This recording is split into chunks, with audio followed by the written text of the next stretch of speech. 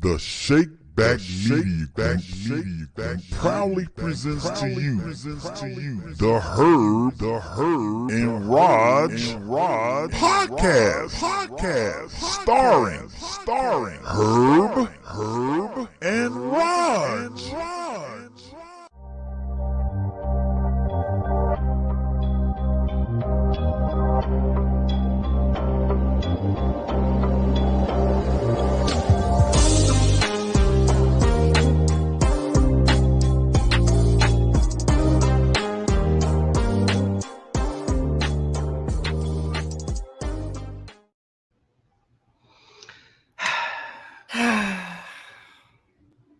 So you saw the picture that we used for, to promo the show tonight.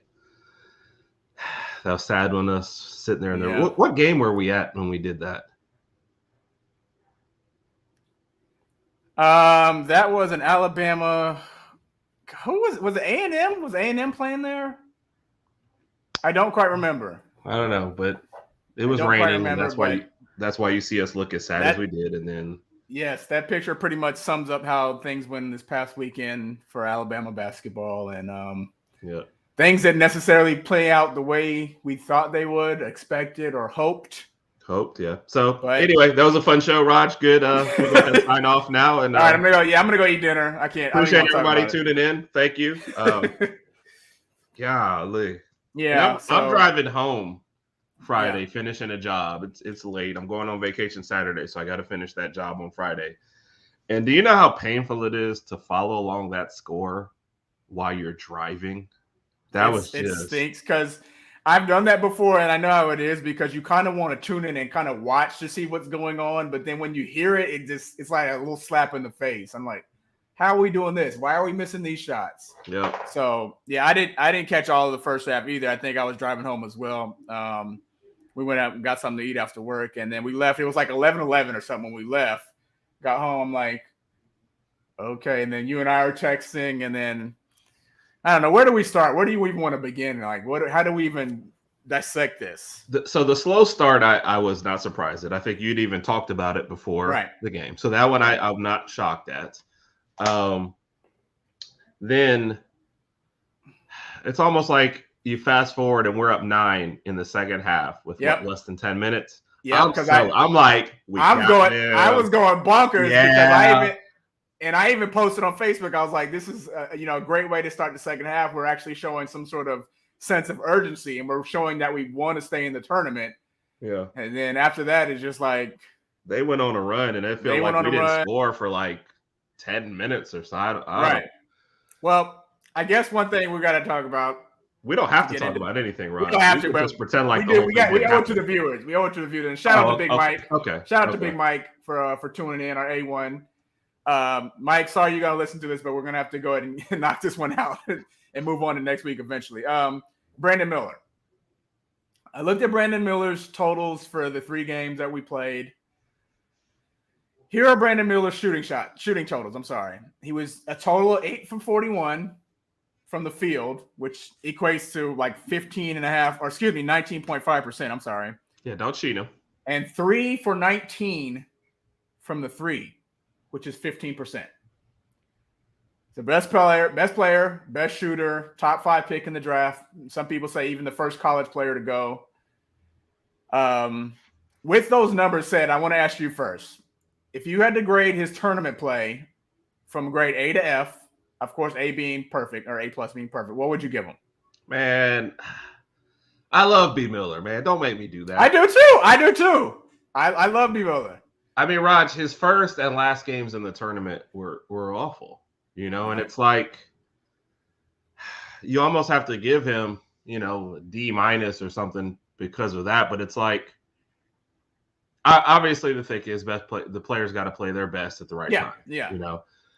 You give him credit for having an injury going into the tournament, but his tournament was just bad, and there's just no other way around it. So, having said that, we were considered the best team in the tournament. Right. So there were times, think about the South Carolina game where everybody was terrible except him. Yep. And he brought us to a victory. Yep. So you have to turn around and say, look, when he's not playing his best, somebody has to pick him up. That's true. And of course, Mike has put fuel on the fire. Yeah.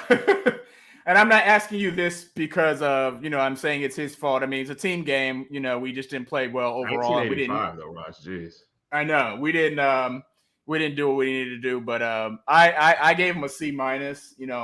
I think we kind of both excused the first game because we found out about the injury either midway or somewhere into the game, and he only played 19 minutes that first game. Right. Second game, and we didn't need him. What now? And we didn't need him. We scored 96 points, and our best player didn't score. We didn't need him. Second game, he was 5 for 17. He still missed a lot of shots. Didn't shoot the ball well, but we needed his points. He showed up.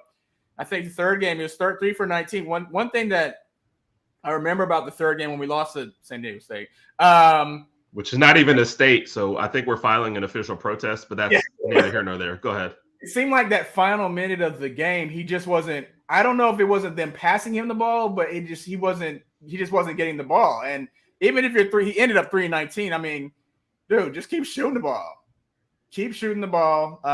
So I'm not sure what exactly happened there, but regardless, we both can agree. We both can agree that this specific team is frustrating because we feel like we didn't meet that Final Four potential that we thought this team could have made. And it's bad to have hope, Raj. Hope is a tough thing to deal with. It is. Yeah. Especially for Alabama in basketball. It's like I don't know.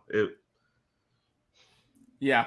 So now, and of course, our team is the number 1 seed in the tournament where none of the number 1 seeds make it. I know. Well, hey, shortly after we lost, Houston got beat down by Miami, and Kansas was out, and we all know what happened to Purdue in Game 1. So this tournament, I mean, I'm looking at the bracket now. I can't think of anybody that predict these 4 teams. Maybe I would say maybe UConn coming out of the West. Right. I could see that. That is the least shocking result, right? Yeah. So. Yeah, that's the best way to put it. That's the least shocking result. I mean, right, if you want to go ahead. I had Texas beating Miami, and Texas was winning that game, but then Miami came back strong in the second half. Right. And then you got, San Diego State and FAU. So I'm sorry, I just cannot pronounce San Diego State when I say it. San Diego, I can't say it. No. So you were getting ready to break it down bracket by bracket, Raj. Obviously, let's say South, right? Alabama was our first pick, right? Correct. Arizona was definitely my second pick. I think I had Baylor as my second pick, but I think I underestimated Arizona. Or I'm sorry, I overestimated Arizona. I just didn't realize that was going to happen. But anyway, go ahead. Well, no, I mean, but Creighton would have been a sneaky third pick for me because I had no faith in Baylor or Virginia. So Creighton would have been like a third pick for me to come out of that bracket. But you would have had to go really far down for. I never even considered San Diego State. Oh, nobody did. So it's that was just never. There was no way that I ever picked them out of that bracket. Right. In the Midwest, Houston was obviously my favorite. Texas was second. Yep. Maybe I had Xavier in there as third. Again, Miami, nowhere on the radar. And you mentioned it in there. Miami just showed a lot of resilience in this tournament. Yeah, they did. What were they? The number 1 seed in the ACC for the regular season, right? But they didn't win the ACC but tournament. Duke won. I think Duke won the ACC. Yeah. They won the ACC tournament, yeah. Yeah, tournament, I'm sorry. Nobody was really looking at them. But if you go and read, there's good articles out about it, how the NIL, because I think they have a couple players on there making $1.5 million. Who, Miami? This year. Yeah. I mean, they're in a big market, school. And they did that, and now it's they're in the Final Four. You can't. And speaking of which, by the way, I think the winner of the Miami UConn game, they win the whole thing. Yeah, I got. So with that being said, who are you picking to win the whole thing? Are you picking UConn? UConn over San Diego State. I'm picking UConn too. I think UConn has the physicality, and they've got pretty good guards. Defense is well. Defense is good. I'm sorry. And they can shoot the ball. So I think UConn, I have UConn winning the whole thing. Now, if FAU wins this whole thing, I didn't even know what to say. I wouldn't even know how to react, and neither would anybody else. Yeah, and then there's somebody out there with a FAU ticket, or maybe they cashed in, I think, on their Final Four already. So. They probably put a few dollars down on it. They said, "Hey, I'm not really losing a lot of money, but if I win, it'll be huge." So yeah, I don't blame. This would have been the tournament if you had like a flyer on an underdog. This would have been the one to throw out. But again, like would I've ever gotten to FAU in the East? Never. No. So I mean, very resilient, great team. They are definitely the least of the four coming into here. But I mean, you think they care what we're sitting here talking about at this point? Nope.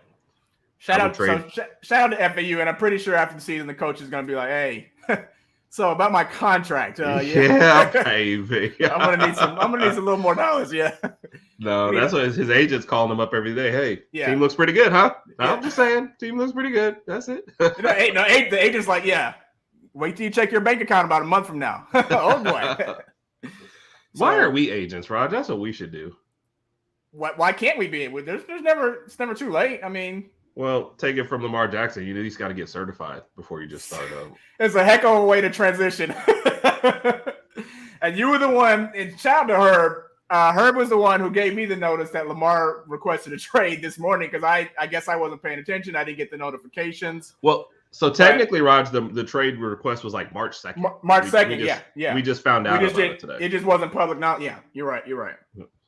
So I guess let's transition into that. I mean, what do you think about the Lamar Jackson situation? And I guess who have you been hearing? Hold on. Do you see this little comment that came across? They don't like to be called FAU. They want you to see the whole floor. Yeah, I'm not saying all that, Mike. Yeah.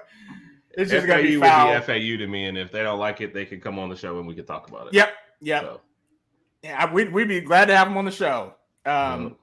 So with Lamar, like who are the possible suitors out there? Have you heard anything as far as who? I've seen the articles where people are like posting his best destinations. Yeah, but I haven't seen any. I would have thought Atlanta would have been perfect, or like the Colts. A team with a strong running game already, and at least one good wide receiver. Seems like it would have been the best. Yeah, because Atlanta has what's the guy from USC? Drake London. And they got Kyle Pitts. Yep.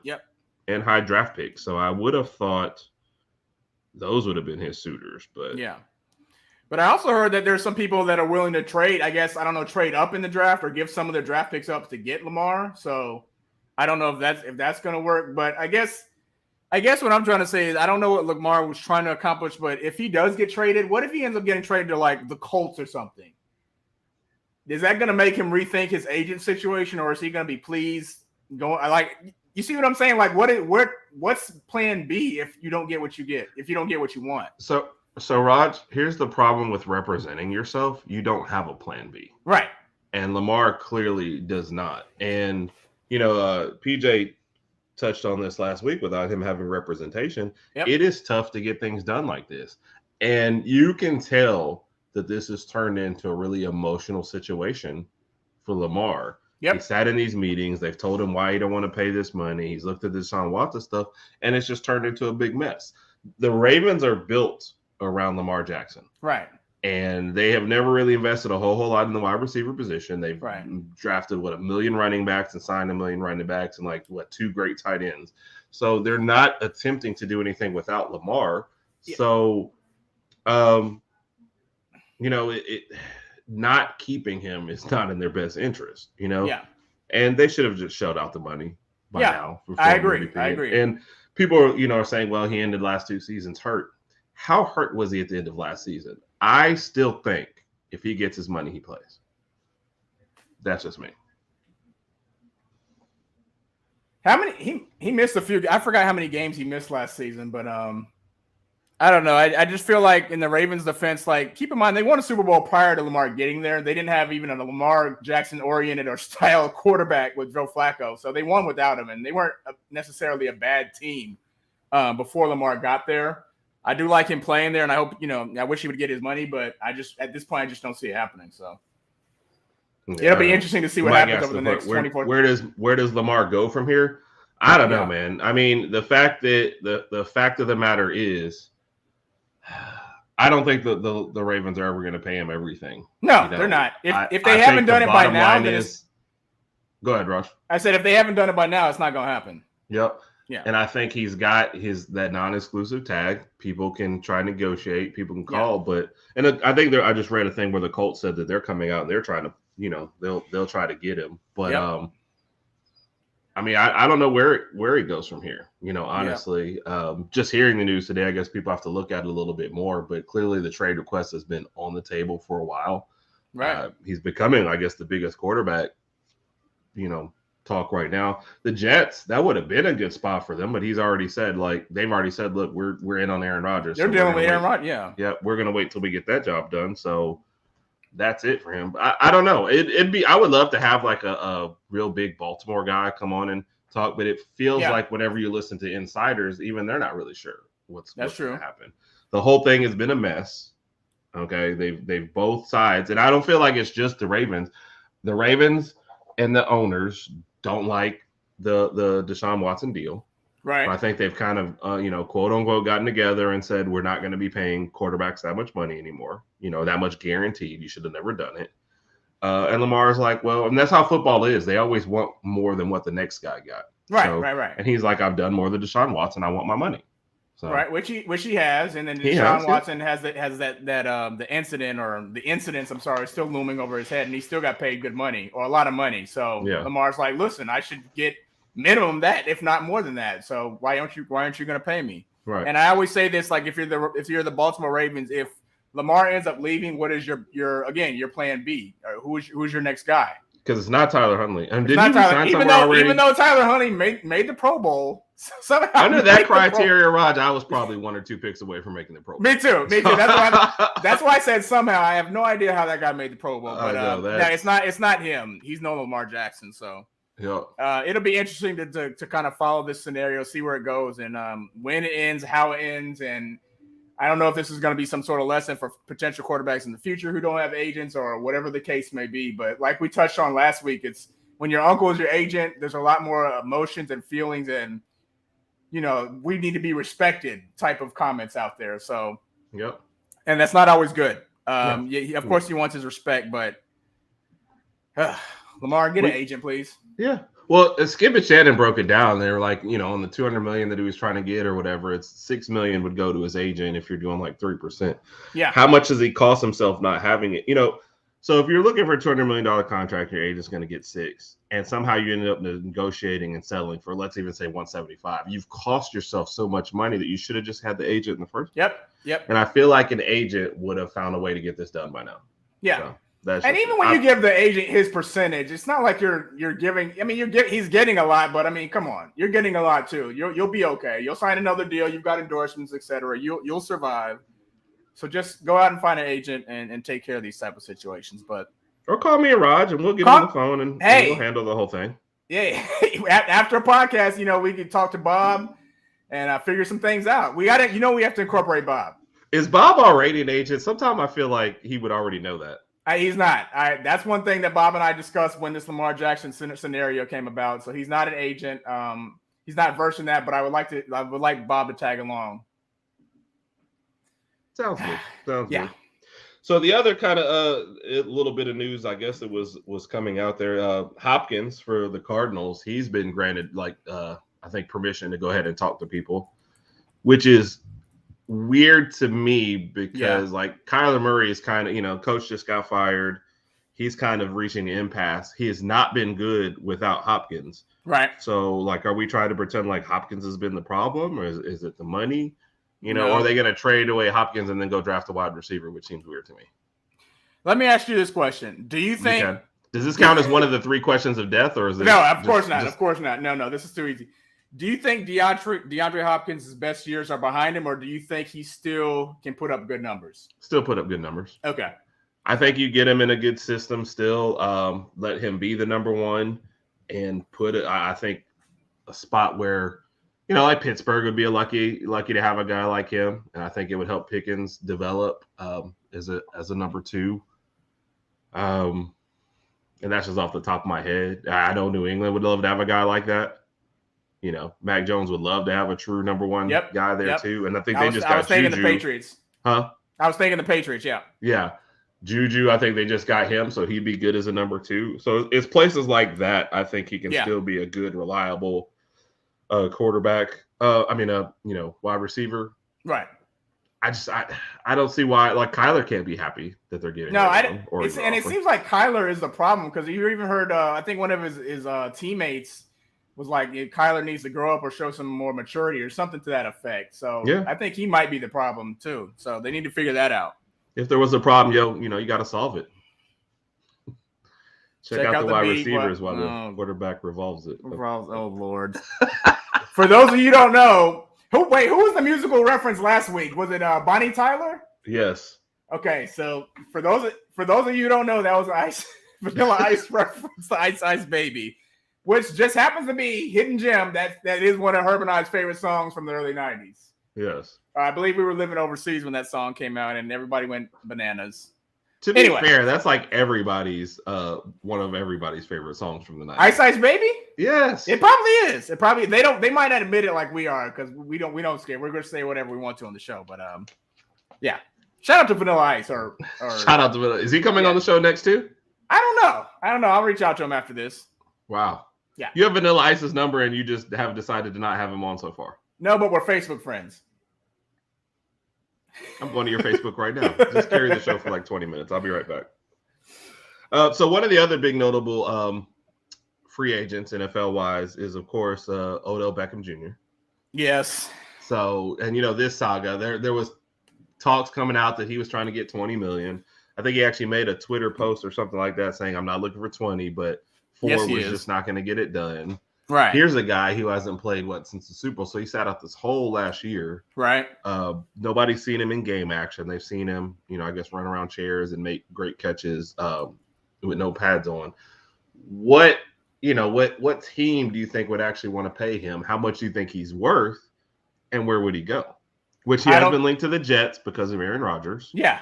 And that was one of Aaron with the Giants. Aaron Rodgers specifically asked him, put him on the list, right? Right. Yeah, but I think Aaron did that because they know that if you get Allen Lazard or somebody else, you don't need Odell to be your number one receiver. Just number two, maybe possibly number 3, and he'll help out. He's a veteran wide receiver. Which is, Rodg, to your point real quick, which is where he thrived with the Rams in that last year. Exactly. Cooper Kupp was doing the number 1. He was the number 2 wide receiver, and they won the Super Bowl. So that's what Aaron needs. And I think Aaron doesn't want any young wide receivers. I think Aaron wants some guys who have some experience in the league. Here's your Vanilla Ice reference. Oh, shout out to Garrett. In college, we had a joint party for Texas OU with Vanilla. Oh, wow. Pretty cool. How come you weren't there, Rodg? I was not there. I'm sorry. I didn't get the notification for this specific party. Uh-huh. Wow. And did you notice a little OU sucks on there? So somebody tell me. I do. I didn't say that out loud, but I did notice it. Rodg, we need more parties. We need. What? When are we going to have the first annual Herb and Rodg podcast party? Where's it going to be at? And we'll have to talk about that. Well, in our next production meeting. Yes. Which we do have several of, and we plan everything out every week. We plan everything. We've never not planned anything. Right? Which, by the way, did we plan me being at the beach right now? Because this is nice. Yeah. I want people to know I'm taking out time for my beach. We planned this a couple of years ago. We just manifested everything. We're going to have a podcast, blah, blah, blah, blah. And this was before podcasts were popular or the thing. We knew we were going to do one, and we knew at one show you were going to be at the beach. So here it is. Yeah. Our podcast be cool. Our podcast be popping. Your jokes aren't popping. Oh, sorry. Oh. Sorry. All right. So anyway, back to Odell Beckham. Yes. Where did he go, and what price tag do you put on him? I'm okay with him in the Patriots with New England and Mac Jones. I like Mac Jones. I know he had a rough year last year, but I think if you get the right weapons around him, he'll be able to help them compete in the AFC East. Because if you look at the AFC East, I mean, Miami and Buffalo make it out. Are Miami and Buffalo going to make it out next year? I mean, who knows? Depends on how Tua plays and what happens with my Dolphins. Buffalo is probably going to be the number 1 pick going into the season because we know what damage they could do. But to answer your question, I say New England is the first team that comes off the top of my head. Really? Over the Jets and over the Giants. Yeah, over the Jets and the Giants. I don't know if he wants to go back to the Giants. I think he wants a more seasoned and better quarterback like Aaron Rodgers. Or I don't know if Mac Jones. Is it safe to say Mac Jones is a better quarterback than Daniel Jones? Do we need to give it more time? Is it too early? Are they? Now, they are cousins. Yes, Bob just told me that they're cousins. Okay. Yes. Because, Jones. Okay. Yeah. I mean, because Jones is not a popular name. There's not a lot of Joneses out there. No. Wow. Yeah. So Daniel Jones has basically had one good year out of like 5. Yeah. And Mac had an okay first year and a terrible second year. Right. Which, there's a lot of reasons for Max, but I don't think we have any idea if Mac is going to be a good NFL quarterback. Not. That's why I was saying Daniel it's still Jones too early to tell. So I think it's good in a contract year to get some money. Exactly. So Daniel Jones a lot more mobility than Mac. So depending on what your scheme is and your style, I think Mac Jones definitely fits the Patriots more because Tom Brady was never a runner. Right. So if that's the infrastructure going to put around him, Mac. Like, I don't think those two quarterbacks would switch teams. I'll say that much. Gotcha. Because they, Giants seem to really value Jones's running ability. But as far as like, are either one of them great? I have no idea. Yeah. No idea. And of course, with Mac, we want to be biased, but we saw how Mac was. Mac was good with precision and great play calls drawn up. I think I've said this before. I don't think Mac would have been good these last 2 years at Alabama. Yeah. And plus, I mean, when you look at his weapons, especially that 2020 year when we went undefeated and won the national championship, I just had to throw that in there. I mean, Mac had. Did you? If you remember him and Devontae Smith that entire year, that was just it was perfect. I mean, even in Devontae Smith in the championship game, I mean, he had like 200 something receiving yards, and he only played one half. Yep. So, Mac is good when he's got the weapons around him. So, we'll see what Mac can do this upcoming year. I hope the best for him. I think if they get some weapons and a little more continuity at offensive coordinator, they'll be fine. But you're like, as a Dolphins fan, do you want Mac to do great and the team to just be terrible? Like, how do you balance that out? Honestly, yes. I want Mac to have a good season, but I don't want them to, to do too well that they get that second spot in the AFC East. And I say second spot in the AFC East, but I really, truly feel like if Tua can stay healthy throughout the season, we can win the AFC East. We beat Buffalo once last year, lost the second time, almost beat them in the playoffs. So I know we could beat them, but and that's a whole nother story for another time. But we really want Tua to stay healthy. Yeah. As a Dolphins fan, have you been happy with the offseason so far? Yeah, I'm fine. We got Vic Fangio. We got who else did we get other than Vic Fangio? Mike will probably tell you just a minute here. Who? Mike will probably. Yeah, I know Mike's going to chime in and let us know who all the Dolphins got in the offseason. I'm happy. I think we were pretty good. And y'all traded what for a linebacker or whatever? Or no, I'm sorry, defense. You got what's his name from the Rams? That's who y'all got. Ramsey. Oh yeah, how can I forget about Jalen Ramsey? Yeah, you need to apologize to the whole Ramsey family. I'm sorry. I forgot about Jalen. That was the one that was coming to mind. So now we have him and Xavier Howard, 2 Pro Bowl cornerbacks. Definitely going to make our secondary a lot better. I think we still have Christian Wilkins out there. We got another another linebacker the other day. I honestly forgot this gentleman's name. I need to touch up on a few things with the Fins. Gee, you're going to take away your Dolphins fandom. That's fine. That's fine. I'm being completely transparent here, so it's perfectly fine. One of your biggest pickups might end up being Mike White as your backup quarterback. I'm fine with that. And again, that kind of goes back to what I was going to say. That our entire season is going to be based off Tua and whether or not he can stay healthy.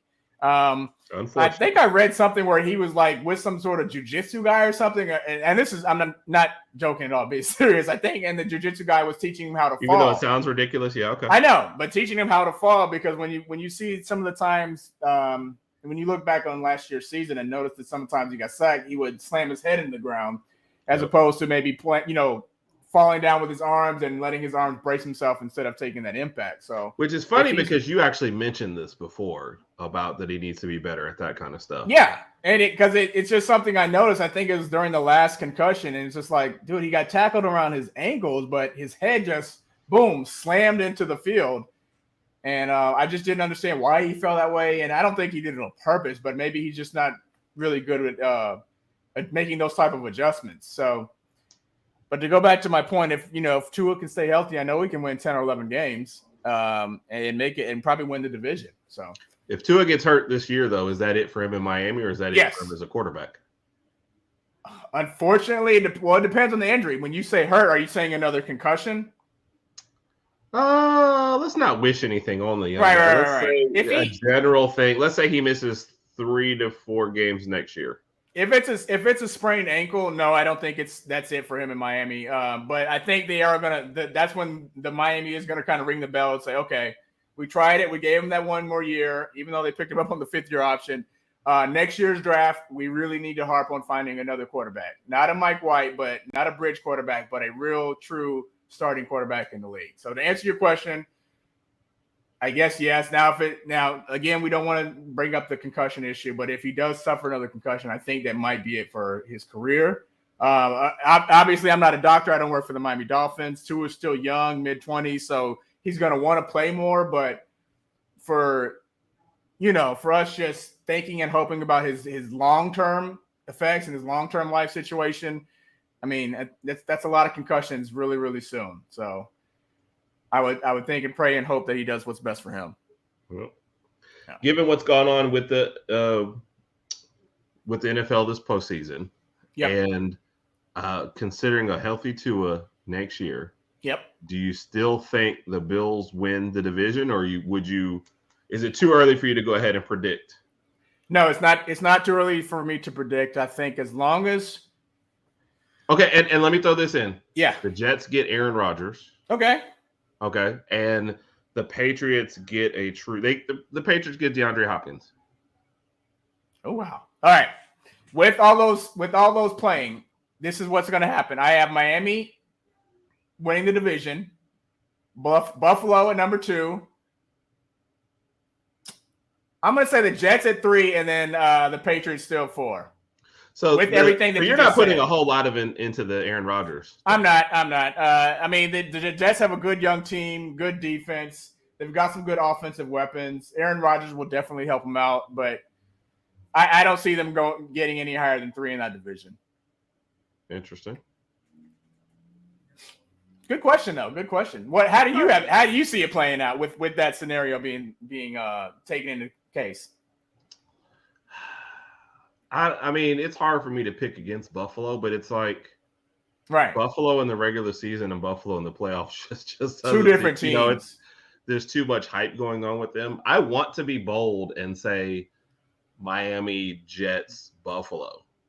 Okay, but it's weird. There's no iteration of this that I have New England not being right. That's what I'm saying. So am I just underestimating them? Am I giving Mac no chance here? Am I, Bill Belichick, one of the greatest coaches of all time? I'm saying he's never going to get it done. So I don't know. That's one of those I have to pick closer to the year. But I want to be bold and not just go with everything. And that's where I kind of want to land. Okay. So, I understand. Plus, I'm trying to support my Miami brethren. Thank you. By picking them. Now, Tua misses 3 or 4 games, all bets are off. Yes.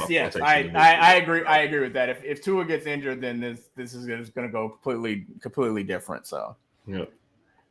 On the other side, though, with Dallas Cowboys have had one of the best off seasons. With all their additions, another cornerback to go alongside, our boy Diggs. Gilmore. They got Stephon Gilmore. Yep. Who's the wide receiver they just grabbed too? From Cooks. We talked about Brandon Cooks. Yeah, we talked about him a little last year because I know he's got some speed on him, but I think he's had a few injuries over the past few years that kind of. But I think he's great as a number 2 alongside. We all know CeeDee Lamb's going to be the go-to guy. So yeah. Of course, they let Zeke go. But had to happen. What now? That had to happen. Yeah. I was about to say nobody was really surprised at that. Zeke's best year was probably 2019, 2020 around there, and then after that, just kind of tailed in. And they got a new number 1 in Tony Pollard, who made the Pro Bowl last year, so they had to do that. And I think again with the Dallas Cowboys, their success is going to lean on Dak and what Dak does and in the regular season, and if he can lead them to a playoff victory. So. That's the big question, and it's pretty much every team in the league. It's going to come down to your quarterback play at the end of the day. Yeah. As far to see how far you go. So I don't know. I would like to see Dak succeed. I would like to see him win a playoff game because I don't know what they're going to do if the Cowboys have another unsuccessful season, and by the Cowboys standards, unsuccessful is not winning a playoff game. It'll be interesting to see what they do with Dak and how they proceed forward. The problem is, I guess, with the money he makes, and he is such a good, quarterback in the regular season, and he does inflate his numbers against bad teams. It's like if Dak can throw for 400 against a team, he's going to hit 400. But you look at their playoff loss. I mean, that was on the offense. Yep. I mean, defense playing well enough to get you these games. So And so was the one. So was the one in the previous year when they lost to San Francisco. I mean, came down with like 14 seconds. That last play just horribly managed, and there were a few other plays before that one where the Cowboys just didn't execute really well. So it's coming down to the offense. It's definitely coming down to the offense, and as much money as you're investing in the team and on that side of the ball, if Dak doesn't get it done, I think their problem is if not Dak, who? Yeah, yeah. It's not like they can trade for Aaron Rodgers in his prime, right. In his prime. So it's like, what's that next tier of quarterbacks that's actually gettable? So I think that would be their problem. Or obtainable. Sorry, Herb said gettable. Anyway.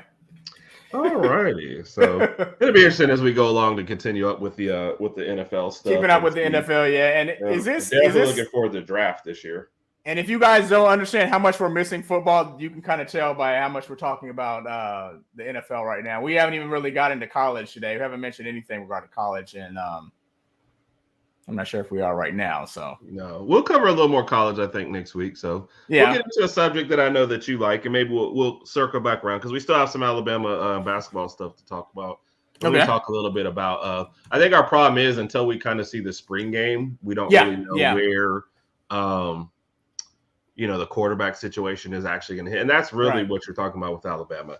The other pieces, I think wide receiver will come along this year. Guys will be a little more developed. Return, I think that'll help. On defense, obviously losing Will Anderson, but, Dallas Turner will step up. You've got a lot of pieces, I think, that'll get in there. I like the fact that we have a new offensive and defensive coordinator. I do, too. I feel fine about all the team, really. Right.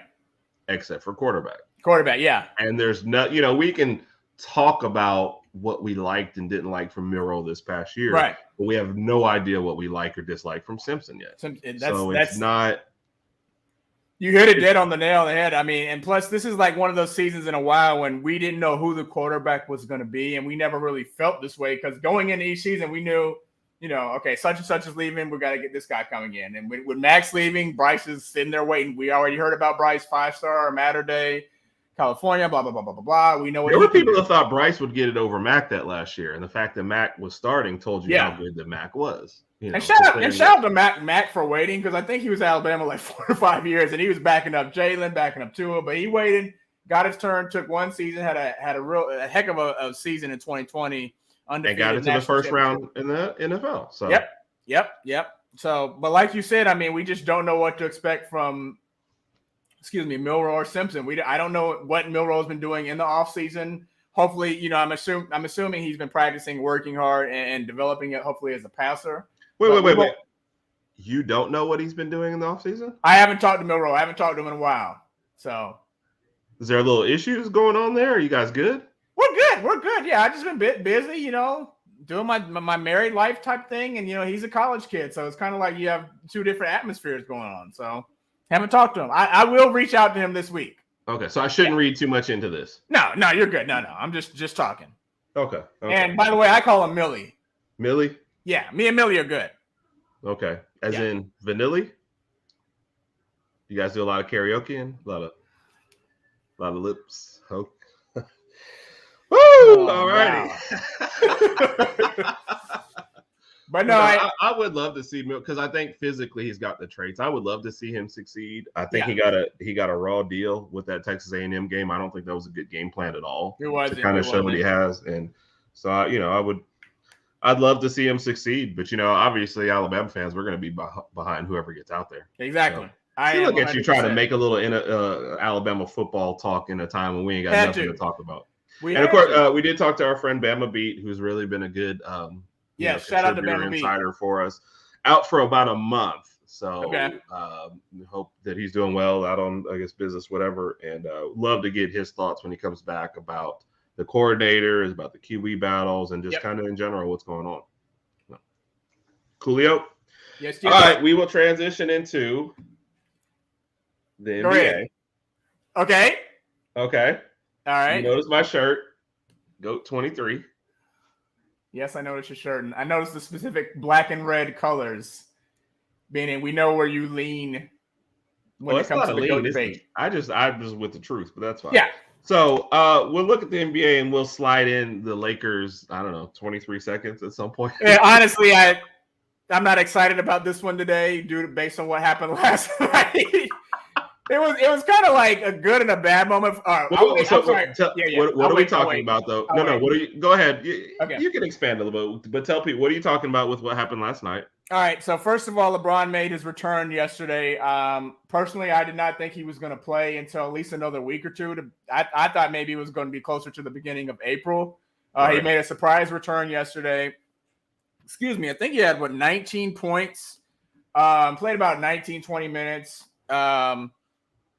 I didn't see the game, but from what I hear, he played well. He was productive. But unfortunately, we lost by 10 to the Chicago Bulls, who are like in the 10th place in the I was going to say NFC East in the NBA, in the Eastern Conference. So yeah, it's hard. They have a losing record on the year. Yeah, and the teams that they're holding off. So just real quick on that, because I do have the conference. I want to talk about them in a minute, but. Yeah, none of the teams underneath the Bulls are even trying. So it's right. The playing game is kind of by default. Right. Go ahead. Yeah, I mean, it was just sad to see us lose by 10 because before it was announced that LeBron was going to play, we were picked to win by 3.5. Then it went up by another 3 points to like 6.5 when LeBron plays. And I just pictured us winning anyway because I said, yeah, they got Levine and DeRozan. But other than that, I mean, the Bulls aren't playing that great playing that great this year. So I figured we'd win the game. Honestly, I thought we could win the game without LeBron. But by us losing, by 10, it moved us from 8th spot to the 9th spot. And we're kind of stuck in this weird predicament now where I think the highest we can get at the end of the season is probably 7th because I think the 6th and the 5th are owned by, without looking, I think it's the Clippers and Golden State. And Golden State, They lost to Minnesota last night, but Golden State's going to be. They just lose to Minnesota. They threw the game away at the end by just turning it over. Yeah. Minnesota didn't win it. It's like the Warriors lost it. Yep. And when you look at the Warriors team, I mean, even though they lost last night, the Warriors, I don't want to see the Lakers play the Warriors in the playoffs.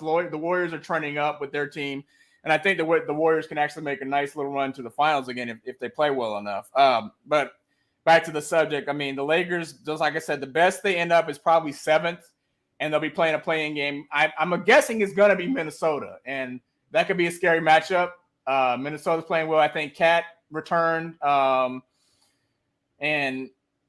I don't know. I just don't know. We play Chicago again on Wednesday in Chicago, and if we play, Skip Bayless has already tweeted that you guys will get your revenge. Who did? Skip Bayless. He did? Yep. I mean, I hope so. It was so bad yesterday. Pat Beverly put a move on LeBron in the paint and gave him you're too short. But he took it even lower than a normal person. Most people are like down at their thigh. Most people do it and then walk away or jog off. He stood there and waited for LeBron to acknowledge him. And I'm like, bro, he scored and Pat Bev had 10 points, which is like a lot, which is like 50, which is like 50 points for him. But I mean, Pat Bev could score 4 points, and he will talk about those 4 points and make it sound like they were the difference in the game. I'm pretty sure Pat Bev had that game circled on the calendar. He was like, "Oh, I you remember when he first signed with Chicago? That's what he said. Yeah, he was like, I'm, when we play the Lakers, that's what I'm looking at. I want to keep them out the playoffs. So because the Lakers, I mean, once you get, Raj, okay, we're talking a little bit too much about this team, so we're gonna put you on the clock. I mean, I pretty much said everything now, so you gave me more than a minute. Thank you. I gave you more than a minute, but we're shutting off the Lakers talk so we can talk about another team. Oh, okay. So you have 32 seconds left to recap your Lakers stuff. Starting now. So you want me to – wow. The Lakers – this is so disrespectful. The Lakers lost by 10 points to the – underperforming Chicago Bulls yesterday. LeBron made his return. Thank goodness he did not get hurt. Anthony Davis didn't put up great numbers, 15-9. But from Anthony Davis right now in this season, we need him scoring, getting 30 a night. I don't care if LeBron's playing or not. Anthony Davis needs to show up and step up a little 5 more. seconds. Just to let you guys know, LeBron had 19 points in 30 minutes. Moving on. Whatever. I'm going to get my full minute. That's the deal. Once the Lakers make the playoffs, I get a full minute. Okay. All right. Fair enough. Deal. All right. Fair enough. But if they only make the play-in, you only get 59 seconds.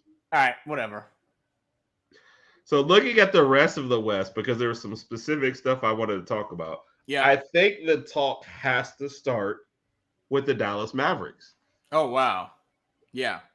You know what their record? What are they? 7-12 since they got since the trade? Yeah, since the trade. I think they're only 3-7 when the two guys play together, Kyrie and Luka. Yeah. So interesting with the Mavs. The Mavs were trying to wait until the end of the year when like the last little stuff from the Porzingis trade went through, and then they could have an extra first round pick and they could go get somebody. And Luka was upset and said, "No, I want the trade now." And they go get Kyrie, which there were people who said they're going to win the West with this trade. Right. And now you look at it and it's the defense is worse. Right. Somehow. Well, I mean, I guess you trade away your best defender for a non-defender. Right. The record is worse. They're blowing teams out in the first half and scratching and crawling to hold on to those leads in the second half. Yep. I mean, and they still don't even know if they're going to be able to hold Kyrie after the year. Right. Right. So am I right in labeling this trade has been a disaster? No, you're right, because you have the evidence to prove it. Record hasn't been good. Personally, I was wrong, and I can admit I was wrong because I thought they would get better because I said now they have another offensive threat. They've got, and you could, if you want to call Kyrie a 2, you can. But we all know Kyrie can be the one. He can be the go-to guy. And I even admitted, I said it's going to take a few games for them to gel, but those few games have been passed now. They're now, like you mentioned, 11th in the Western Conference. And obviously, if the playoffs were to start today, they would miss the playoffs. And then, like you said, excuse me, need some water. Bob, yeah, thank you. Like you said, I mean, we don't know what's going to happen. We don't know how Kyrie's going to be feeling in a couple months if they miss the playoffs, or even if they make the play-in and they lose that one game and they're out. Kyrie might say, you know what, I was here for a few months. It was all right, but I'm not happy here. Maybe I want to go to LA, the purple and gold. Anyway, so we're not sure what's going to happen. I can see him on the Clippers. Go ahead. Yeah. Okay, whatever. Anyway, but I mean, to go back to your initial point, getting Kyrie is good, but defensively, I think we can all agree, and Luka and Kyrie aren't the best defenders in the league. Luka's a little slow. Kyrie focuses more on offense, which pretty much the entire league focuses on offense right now. Anyway, it's been like that for several years. But I don't know. I don't know what's going to happen in Dallas. I'm not looking at the rest of their schedule right now, but they need to really turn this thing around fast.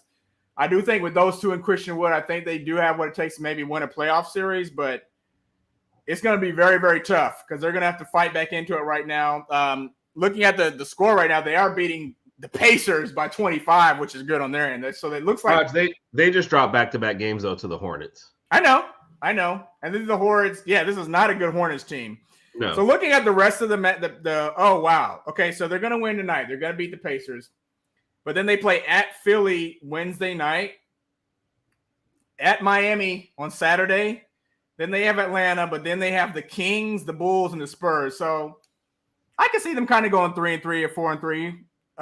Or even 3-4 in this one. The question here is, how are the teams ahead of them? How are the Lakers? How are the Timberwolves? How are those teams going to do? Maybe even New Orleans is kind of in the hunt right now. We don't know how well those teams are going to play. Is Zion? What is it with Zion? I looked at that the other day. I have no idea. Is it still the quad injury? Like, I didn't think it was that severe. And it's like, how would you summarize Zion's career as to right now in one word? Non-existent. Is that considered one word because it's hyphenated? I don't have to hyphenate it. I can write it straight out. Non-existent. Okay. I can see that. I don't know. I just, with Zion coming into the league, he misses like his first year, right? I think he had the foot injury, came back, made an all-star, but then he's missed a lot of time. And I don't even know what the percentage of games he's actually played in right now, but it's just been. Yeah. Especially for a team that's built around him. Yes. You know? Yes. I mean, I hate to make a parallel, but it's like the Miami Dolphins, I heard that, but whatever. I'm not listening to you. But yeah, I mean, they've got the dominant power forward in Zion. You got your shooters in Ingram and McCollum. Herb Jones is a hell of a defense. Shout out to Herb Jones. Herb Jones. hell of a defensive player, young defensive player. They've got a nice little team. I think had Zion been healthy this year, they'd probably be in the 5th or 6th spot, to be honest with you. Yeah, I think they definitely have a lot more consistent season. They show flashes. Ingram has really grown as a player, but you know, when your best player is never playing, this right. just, you know, it's hard to get anything done. So yeah, the Western Conference is definitely going to be interesting, especially down the stretch here. You know, the Warriors are clinging on to that 6th spot. Timberwolves right behind them. Clippers are somehow in the 5th spot with an inconsistent season. They need Paul George to come back. It's like all these teams have an issue somewhere, and it's just like trying to manage it and make it. The Thunder surprisingly in the 10th spot, so they're playing with house money. I think with all their draft picks, they don't care if they make it or not. And Portland thinking about shutting down Dame. I mean, that'll be a whole nother series, right? And I'm gonna try and find a Portland person to talk about that. But that's what I was thinking too, because I know you're a big Dame fan. I like Dame myself, and I understand, you know, he's following the loyalty scenario, and he wants to remain with the same team, and he wants to win with Portland, but it's not going to happen. You're in 13th right now. I mean, the fact that they're shutting you down is basically letting you know, like, hey, they're not going to be in playoff contention. There's no way. They're like, well, he came out in the press conference and said we're out of the playoffs. They are. He didn't have to tell us that. We know that. Yep. I guess going back to the Lakers, my best case scenario is, and help me take a look at this. What spot do we have to get if we wanted to play? I want to play Sacramento in the first round because I think that's a team that we could beat in a 7-game series. I don't think you can. Okay. You don't think we can beat them? Because remember, if you're in the play-in, Rodg, you have to play the 1 or 2 seed. Yeah, so I got what you would have to do is get to 6, be where you are, win in the play-on to get to the 7th spot, and have the Kings overtake the Grizzlies again, which they have been going back and forth. But the Kings are now 2 games behind the Grizzlies. So the Kings have to overtake the Grizzlies, get into the 2 spot. Either that or the Lakers got to go on a run and they got to catch the Warriors. The thing is, the 1, 2, and the 3, like the Phoenix is 6 games behind Sacramento. So that's not going to be that big. Sacramento's not losing 6 straight. Right. So they're not going to give up that 3 spot. And I think Denver, Memphis, and I think it's pretty much going to stay that way unless something happens in Memphis. And then Sacramento moves up. But, yeah, I see what you're saying. The 1, 2, and 3 are pretty much set. After that, you know, the Clippers are only half a game behind Phoenix, and then Golden State is only 1 game behind Phoenix. So you could see those 3 maybe changing. But best case scenario, I think, for the Lakers is maybe get the 7th spot. Like I said, if the Kings can move into the 2 and the Lakers come out of the play-in, then the Lakers can slide into the 7th spot in the play-in, and they would get the Kings in the first round. But as it stands right now, the play-in teams would have to play the Nuggets or the Grizzlies, and I just don't see any of them beating them in the I agree. I don't think I think the Lakers might be able to do pretty good with Memphis, maybe win a few games, but I don't know if they're beating Memphis or Denver in a 7-game series. Yeah. So we'll talk a little bit more about that in maybe the Eastern Conference next week. We're kind of getting into the end of this, and you know, I got to get back down to the pool, Rodg. I hear you. I hear you doing big things, but you know you can't go back down to the pool unless we take care of what? The questions of death. You got to say it like you have to have more energy when you say it. Like because I'm the one under the microscope today. So like when I'm giving the questions of death, they're like the questions of death. But when I have to answer, I'm like, oh man, the questions of death. Okay, I got you. I'll present it better then. I got you. Okay. All right. Bring it on, soul brother. Are you ready for the 3 questions of death? We definitely need a sponsor. Yes, we do. All right, Herb, are you ready for your 3 questions of death? Yes. Oh, by the way, yes. So you saw the picture I posted about the prep that I was doing? Yeah. So that young man, I guess one of my nephews-in-law, maybe. Anyway, you can tell he's only 7. Yeah. And he was asking me about what we're doing. He's like, yeah, we're doing this. And he's like, are you going to make money? And I was like, I mean, I hope to one day. He goes, okay. Hopefully. He's like, well, you have to give me some. What did you think he was going to say? I don't know, but I was like, we're just doing prep, and now you want some money already. So give him a shout out. Let's give him a shout out right quick. Shout out to Henry. Shout out to Henry. Does watch this later. Thank you for helping me out today. Henry, what's going on? Can't wait to meet you, man. So, all right, bring it on, brother. You ready? All right. My brother for the same. I want to let you know before I ask this. It took me about an hour to kind of figure out the 3rd question because I was just drawing blanks. All right. Anyway, For those of you who don't know, Herb is. Would you say you're an avid poker player, or just what kind of? How would you rate yourself? It'll scale of 1 to 5 like a 2. I know all the rules. Okay. And I'm way too conservative to be good at it. Okay. So Herb likes poker, but he's better than me. I know most of the rules. With that being said, give me 3 sports players, either current or retired or whatever it may be, that you would want to play poker with, and how would you do with these 3 players? Would you win? Would you lose? What do you think? Obviously, Jordan has to be your number 1, right? Because I know that he enjoys doing that. Yeah, but I feel like he would destroy me. Yes, and you know why? Because if you beat him, he would never let that go. Yeah, that would be it. Yeah. Can I count Phil Ivey because he's one of the first poker players that I liked and was checking out? So he would be 1. So Jordan, Phil Ivey. Yeah. Who's the third? Maybe Candace Parker. Why Candace Parker? Just because she's attractive, so you'd have somebody to watch. I only asked why because I knew what the answer was. Yeah, I know. Well, hopefully my wife doesn't watch this later. No, I mean, so the third, I don't know, somebody fun, maybe like a Charles Barkley, because I feel like I could at least take Charles's money, but I feel like and that would be entertaining. We were playing, huh? That would be entertaining. But now you have Charles Barkley and Jordan at the same table, and you know they haven't talked to each other in years, based on Charles Barkley's 60 Minutes interview last night. Oh, I did not see it. So. Yes. Basically, what happened is, to make a long story short, Charles Barkley was asked about his relationship with Jordan. He said they haven't talked in years, and it goes back to Charles Barkley making a comment on Jordan on Inside the NBA where he said that Jordan hasn't been doing a good job as a Charlotte Hornets owner, which he hasn't. And Charles Barkley said, I wouldn't be doing my job if I wasn't transparent. Right. Apparently, Jordan, took that remark, and I guess he took it to heart, and they haven't talked in years. But he's not doing a good job. He's not. We know that. He was okay. He was okay when he got to criticize Charles for not, being in shape or playing or dedicating himself to the game. So he has to be under that same scrutiny. So and Charles said that it's okay. He said the ball's in Jordan's court. If he wants to call me, he's got my number. But I'm not reaching out to him. So I'm 100% behind Charles on that one.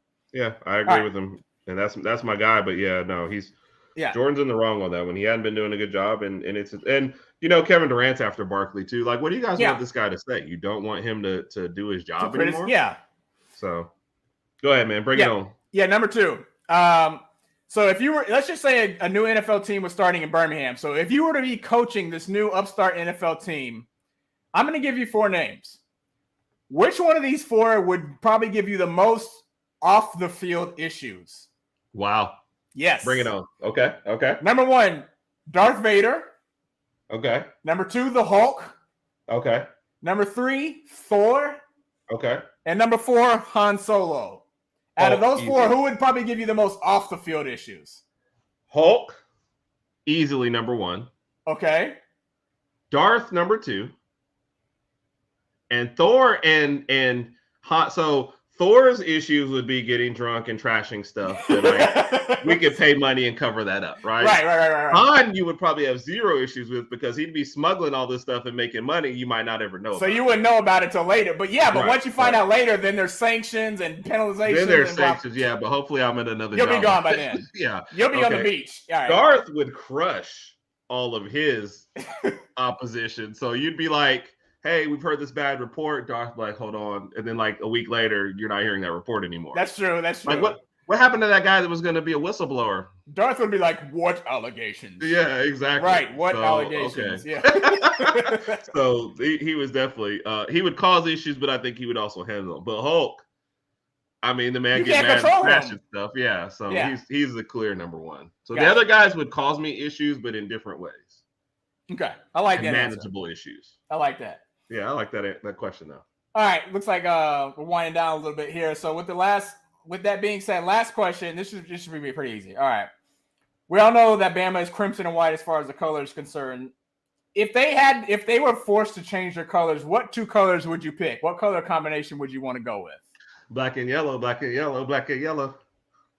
Are you only saying that because of that song? Yep. Okay. Black and yellow. So now.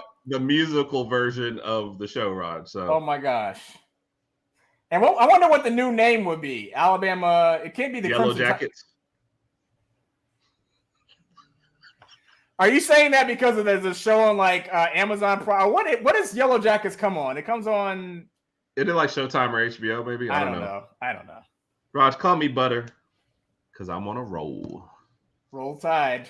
Roll Tide.